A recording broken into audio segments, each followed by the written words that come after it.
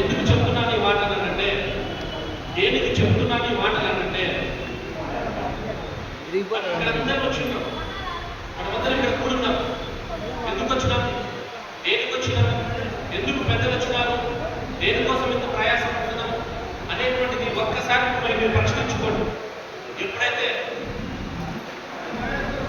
ప్రశ్నించుకుంటామో అప్పుడు మనలో ఏమి జరుగుతున్నది, సమాజంలో ఏమి జరుగుతున్నది అనేటువంటిది మనకందరితో క్లారిటీ వస్తుంది.